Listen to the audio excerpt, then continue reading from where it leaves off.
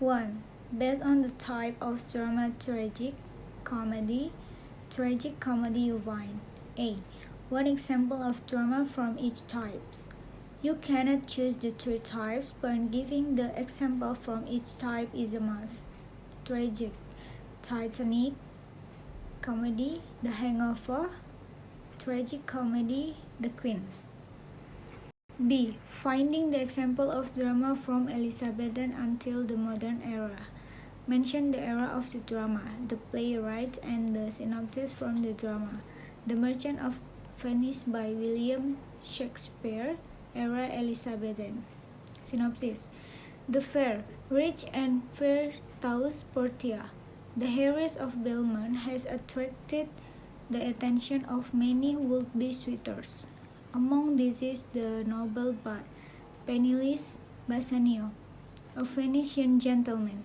Certainly he would have no hope of winning Portia's hand without adequate funds for wooing.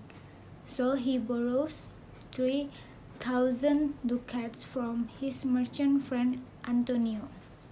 Unfortunately, Antonio's money is tied up in shipping and he must ask the Jewish moneylender Shylock for loan.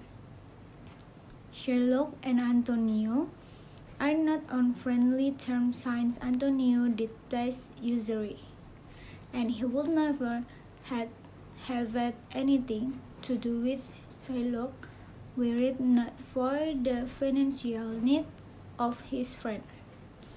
To Antonio's surprise, Shylock agreed to the loan interest-free, but suggests in Mary Sports that Antonio sign a bond that will permit Shylock to slice a pound of flesh from Antonio's body if the loan is not repaid within 3 months. Certain that at least one of her merchant vessels will return before the time, Antonio signs the bond and turns the needed funds over to Bassanio, who leaves at once for Belmont with his friend Gratanio. Portia devised a plan of her own and disguising herself as young male lawyer with Nerissa as her clerk arrive at court just as things are going very badly for Antonio. At first, she attempts so often Shylock her with her famous speech on mercy. He is not to be moved, however. Portia changes her approach and instructs Antonio to bear his person in order that the agreed upon pound of flesh may be extracted. Shylock may take his pound of flesh, she agrees, but he is forbidden to spill even one drop of blood, upon pain of death. Out with Shylock relents, but Portia quickly points out that he is liable to have his property confiscated and be executed by Venetian law for plotting the death of Venetian citizens. As a test of devotion of their intendants, Portia and Nerissa, still disguised, insist upon the rings Bassanio and Gratiano were giving as token of gratitude for their legal service. The two suitors reluctantly agree, and the two young women hurry back to Belmont where they await the return of their husbands. The two young wives demand proof that the rings were not given to rivals, but soon relent as they relate the story of the Guises and the trial and return the rings to their husband. Word soon comes that Antonio's rich cargo vessels have arrived, and the play ends happily for everyone except Shylock and perhaps poor Jessica, who is left alone and stage wondering where she fits between the two worlds of Venice. Waiting for Godot by Samuel Beckett, era modern. The story of Waiting for Godot. It is a story that depicts hope that never ends. Actors in this story include Vladimir, Estragan, Paza, Lucky, and Boy. They are a group of friends who are very loyal to the arrival of Gadot. In fact, Gadot would never come. He kept talking, but he didn't show up. His absence had made him the center of attention, and it was his way of showing his power in terms, and Vladimir and Estragon to keep waiting for Gadot. They hoped to come soon, but they waited in vain because the drama was too late to be told that Gadot never came. When Estragon was trying to untie his legs, he kept trying but failed. And came his friend, the Vladimir. Estragon looks desperate. He gets angry when he can't take off his shoes. On the other hand, they are bound to Gadot, but they are also bound to each other. Gadot's arrival means salvation. At least they could soon to be free from the pains of waiting for Gadot.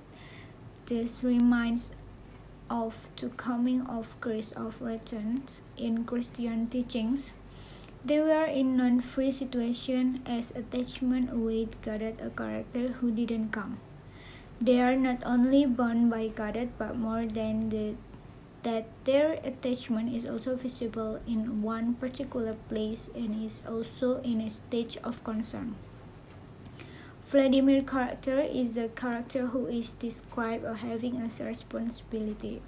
Lucky to talk about that, but the conversation wouldn't were explain about the famous playwright in the type. At least finding two persons describe about their artworks also. Tragic comedy. Tragic. Othello is tragedy by William Shakespeare, probably written in 1603. The story revolves around two characters, Othello and Iago. Othello is a Moorish general in the Venetian army charged with the generalship of Venice on the eve of war with the Ottoman Turks over the island of Cyprus.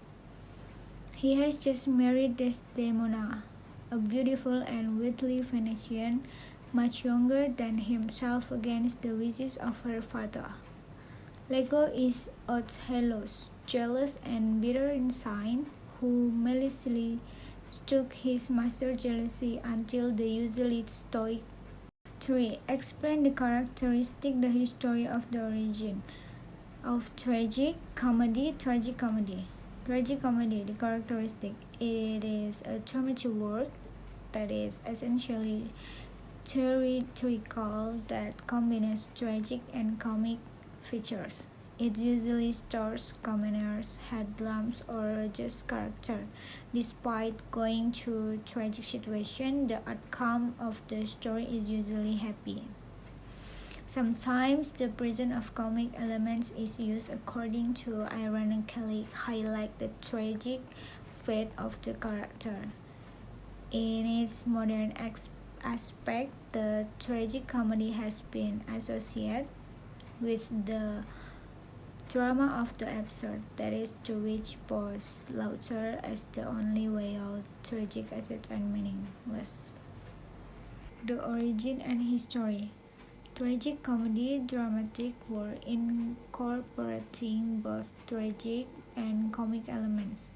When coined by the Roman dramatists Plautus in the 2nd century BC, the word denoted a play in which gods and men, masters and slaves reverse the roles traditionally assigned to them. Gods and hero acting in comic burlesque and slave adopting tragic dignity. This startling innovation may be seen in Plautus' Empire. In the Renaissance, tragic comedy became a genre of play that mixed tragic element into drama that was mainly comic. The Italian writer Battista Guarini defined tragic comedy as having most of tragedy elements, a certain gravity of diction, the depiction of important public events, and the erasal of compassion, but never carrying the action to tragedy conclusion, and judiciously including such comic elements as low-born characters, laughter, and jets. Central to this kind of tragic comedy were danger, reversal, and happy ending. Despite its affront to the strict neoclassicism of the day, which forbade the mixing of genre, tragic comedy flourished especially in England, whose writers largely ignored the edict of neoclassicism.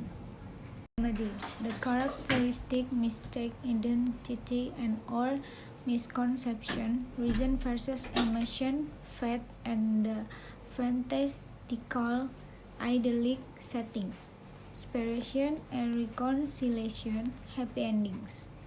The origin of comedy are thus born up of vegetation ritual.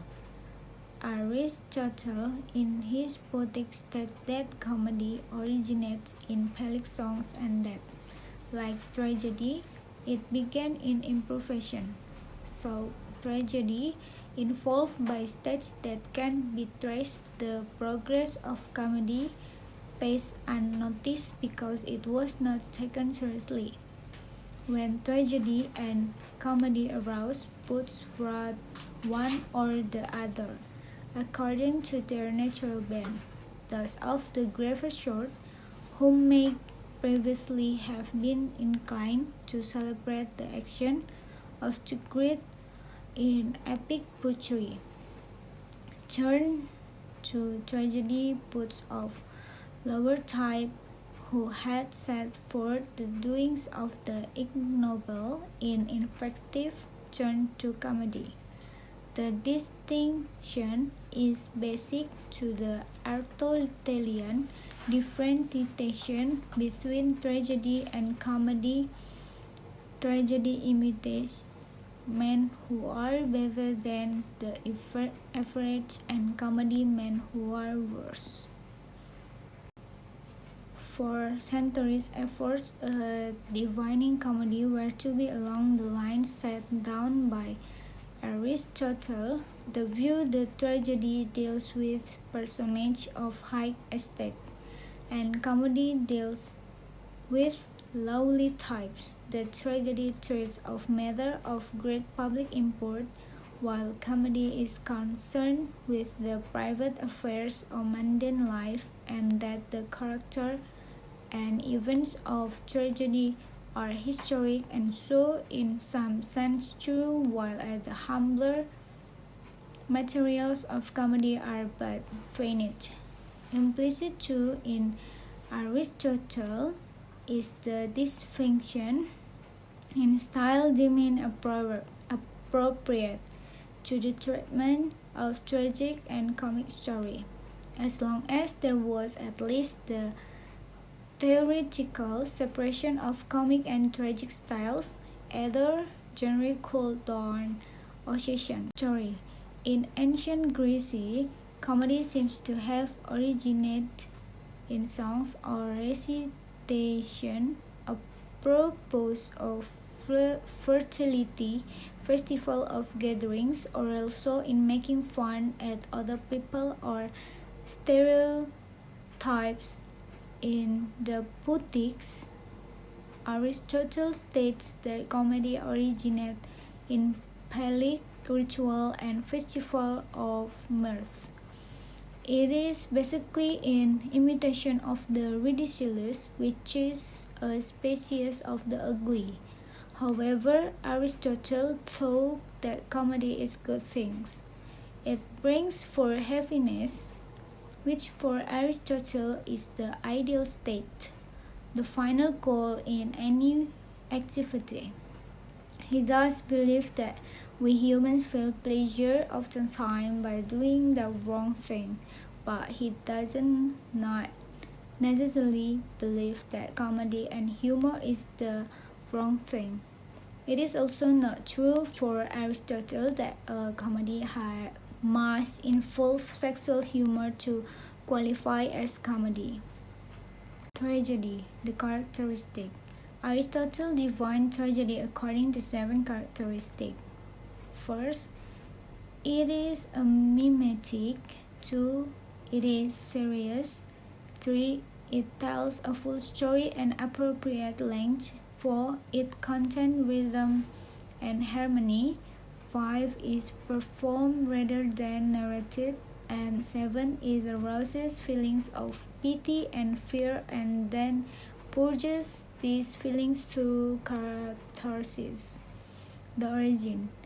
The word tragedy comes from the Greek word tragus, which means God, and oide, which means song. A tragedy is a dramatic poem or play in formal language. In most cases, has a tragic or unhappy ending. One may ask, why does a god have to do with a dramatic play? There are many theories that explains what God has to do with this. It has been said that the actor dressed in God's skin to represent Ceres. Another which says that the actor or the singer compete for a god. It was even said that God represented unhappy times. An ancient Greek tragedy is like nothing that we have produced in modern English. For over 23 centuries, tragedy have left us wondering and full of questions about the existence of ancient Greeks. The history. Tragedy begins in ancient Greece, of course, and the first great tragedies were staged as part a folk festival known as the City Dionysia. Thousands of Greek citizens, Greek men, that is, for no women were allowed, who gathered in the vast amphitheater to watch a trilogy and tragic plays such as Aeschylus or Thea. Going to the theater in ancient Greece was, socially speaking, closer to attending a football match than a modern-day theater. Is of all literary genres, instead a third genre of drama known as the satyr play.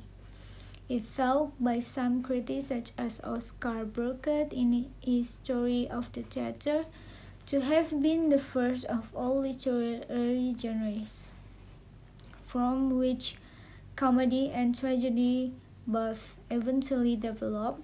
Satires plays were bawdy satires or burlesques, which feature actors sporting large strap-on penises, the phallus being a popular symbol of fertility and fertility linked with the god Dionysus. Only one satyr play survived in its entirety, written by the great tragedian Euripides. Cyclops centers on the incidents from the story of Odysseus when the Greek hero found himself a prisoner in the cave of Polyphemus, the one-eyed monster.